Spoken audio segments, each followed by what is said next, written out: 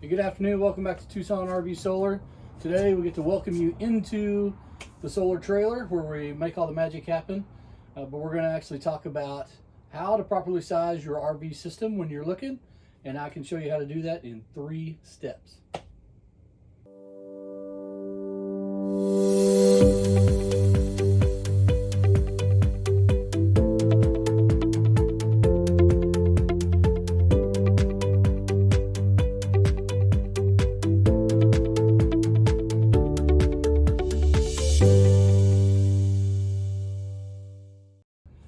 So we're going to start a new feature called Technical Tuesdays, and we're going to try to provide a little bit more value as you're going through either your DIY journey or your research journey prior to talking to somebody like me who's going to sell and design a system for you and then hopefully install it for you. But if you've done any research whatsoever, you've seen that there are tons of guides out there on how to properly size your solar system, but they're super complicated.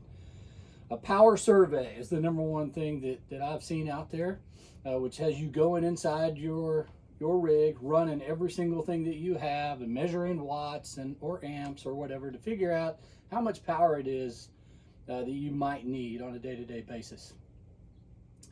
While that works and will provide you with a ton of data, it actually can be broken down pretty simply. I've done over 200 installations by now under the Tucson RV Solar A to Z Mobile RV umbrella, and I've found that there's really only 3 things you need to know, and that's kind of how I run my calls when people call me to understand what they need, and then how we can size their system, and then possibly grow it over time. So those 3 things, you're itching to know what they are, right? #1 is what you want to do. 2 is how much power you need to do it.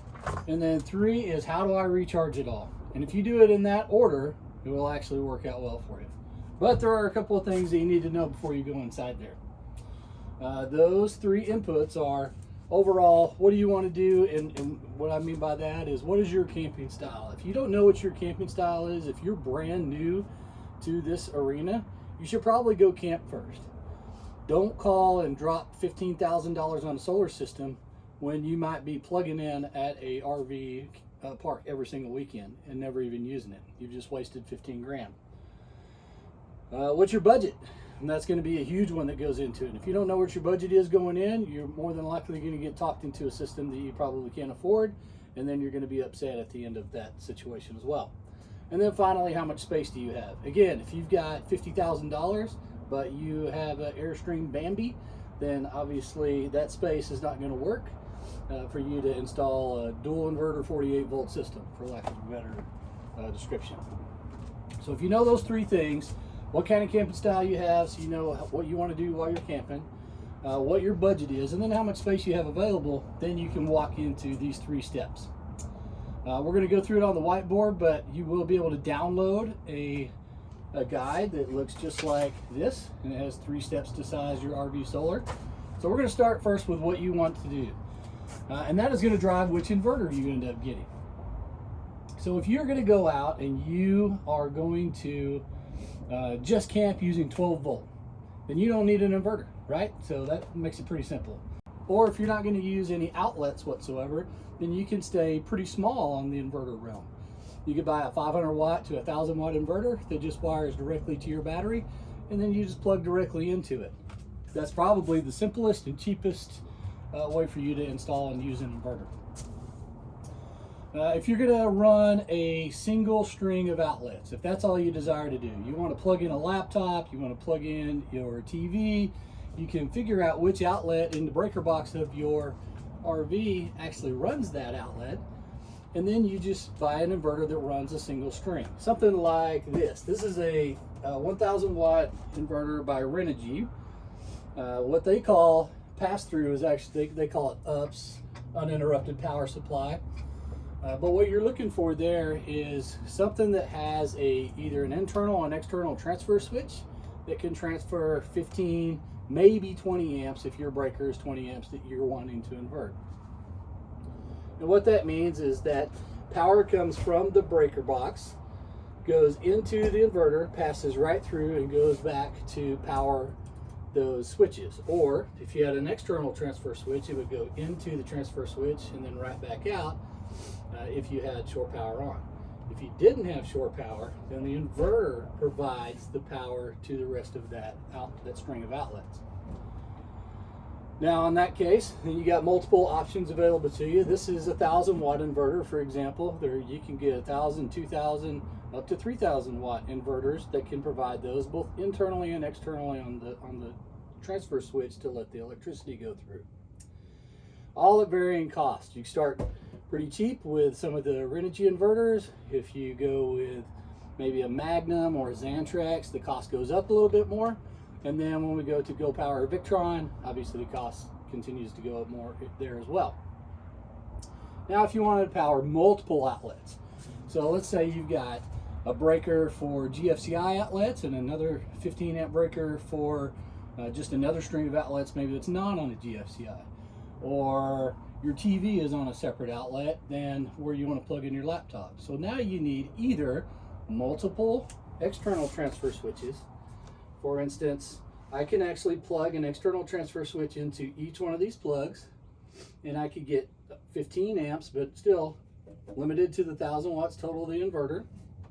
And then I have the internal transfer switch. So theoretically, I could actually power 3 strings of outlets, or provide power to them, but limited to my 1,000 watts total if I was off-grid, not connected to shore power.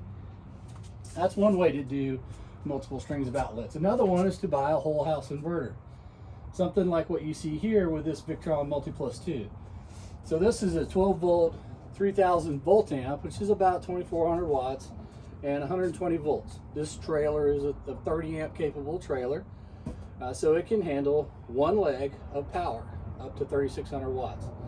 If I had a 50 amp trailer, for those of you with 50 amp motorhome or 50 amp travel trailer fifth wheel, then they actually make a 2x120 version of this same inverter. Go Power also has the IC 2000, 3000, which are multiple leg capable, 2x50 amp pass through. Most of the time, you're going to need a bigger inverter if you have a 50 amp rig that has internal pass-through. External pass-through, external transfer switches are typically limited to somewhere 15 to 30 amps, unless you do something crazy out there. Now, let's say you wanted to power everything in your rig. That takes us away from this guy, and now we need a bigger inverter. We need one that has that full 30 amp or 50 amp pass-through capability, because then we're going to actually wire the shore power cable through that inverter and then back to your power distribution box. So that way, when you're off grid, when you turn on the inverter, all of your outlets are powered, your air conditioner is powered, your microwave is powered. So you need the ability to actually generate enough power to run those devices. And so for something like an air conditioner, which is 1,300 to 1,500 watts, or a microwave, you can look inside the label of your microwave and you can see what the wattage requirement is for that. That's going to drive the size of your inverter there. Now, why did I start there? I started there with the inverter driving what you want first, because most of the inverters have requirements to be able to run them. So how much power do you need to run an inverter? Something like this 1,000 watt one or small ones, you only need one battery. You can get away with 100 amp hours. And then on this little sheet, it'll actually walk you through how much you need to run that inverter based on the power requirement that you already came up with. And then you need to think about your refrigerator and then how often you're going to run your furnace. Those are the two things that kind of fall out quite a bit. So if you have an RV fridge and you're off grid, you leave it in gas mode, it's just sipping 12 volt power. You don't have to worry about that. If you have a 12 volt refrigerator, the misnomer is how efficient they are. They are super efficient, but they really don't stop pulling a lot of power. You need to be thinking 300-ish watts consistently all through a day where you don't have any solar, and then that's going to drive your battery bank. If you have a residential refrigerator, now you have to actually invert and provide power to that refrigerator all day long, where it's pulling 15 to 20 amps an hour to keep it cool. All of which is going to drive your battery banks. So I go from one battery to maybe 2 to 3 batteries to get me through at night. And then if you have something like a CPAP machine driving your inverter, or your inverter powering a CPAP machine all night plus that 12-volt fridge, now you're getting close to the 4 battery realm.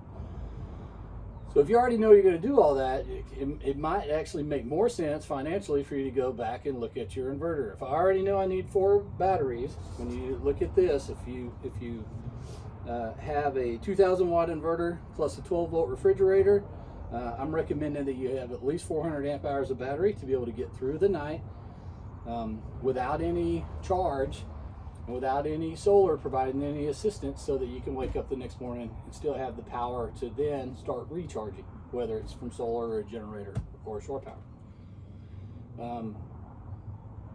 If you're running furnaces, if you're running your furnace, that fan is going to be drawing power, not all night, but it's enough to actually run your batteries dead.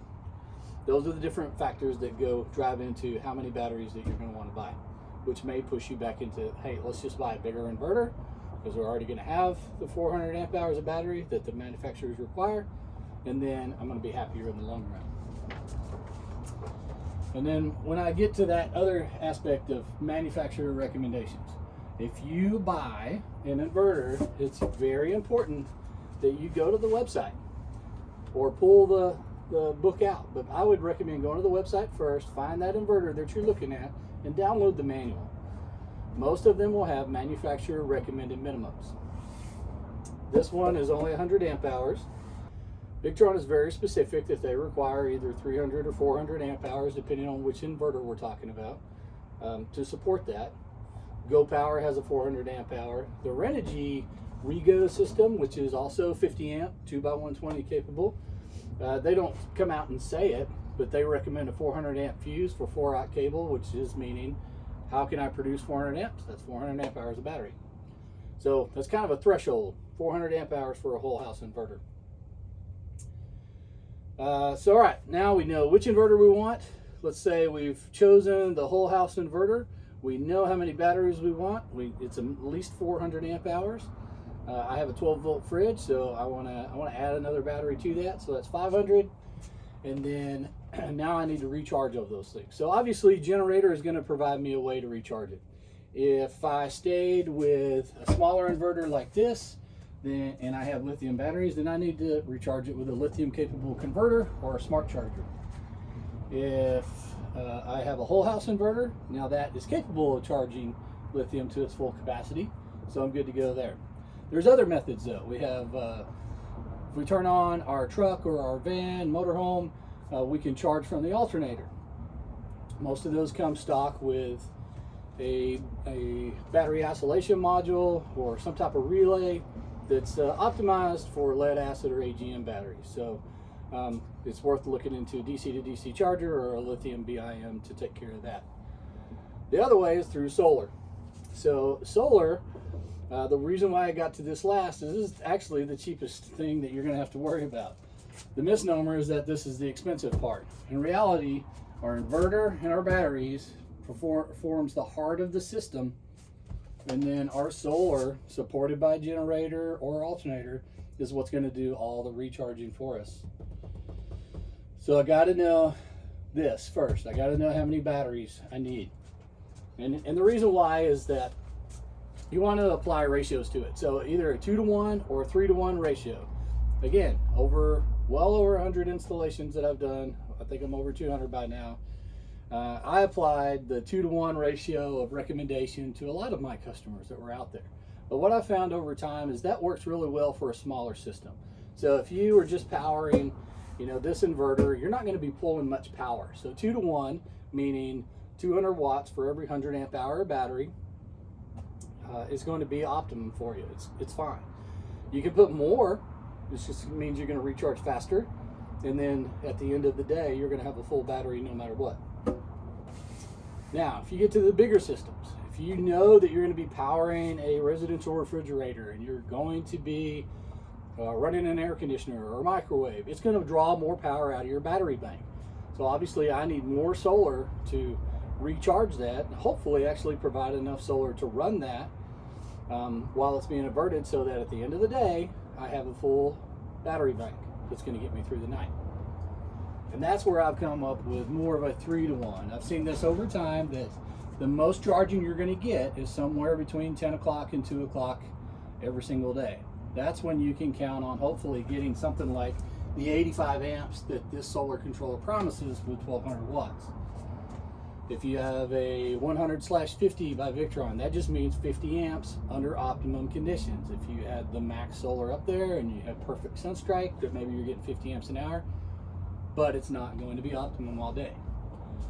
So 3-to-1 works a lot better from what I've seen in Arizona.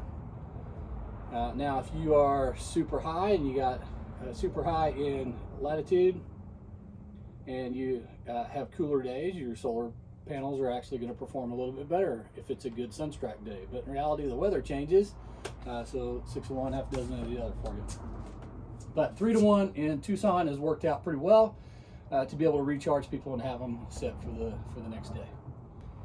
But like I said in the beginning, we have this chart available for you to download.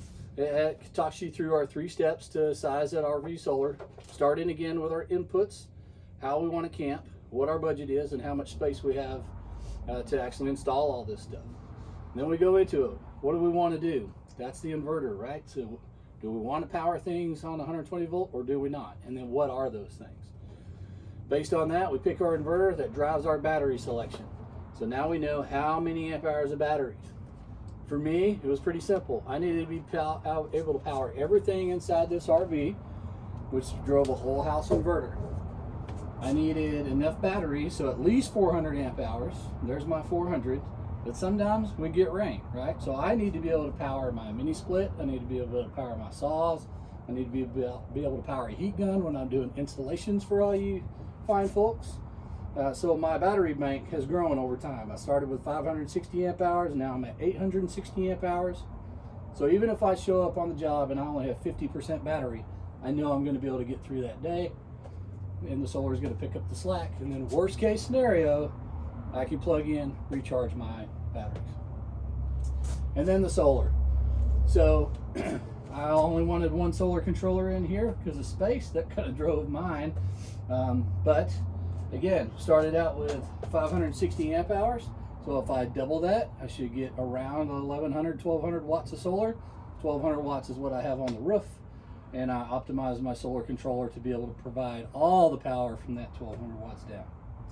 If I were to do it again, now I've got 860 amp hours, then I would want a bigger controller, or more solar might drive 2 solar controllers. The good thing about the Victron systems, they all talk together. You can make networks, or you can run them through something like this Servo GX, and then they'll optimize the charging for you. But that's how I applied this same thing to size my system, and I knew right what I was getting into.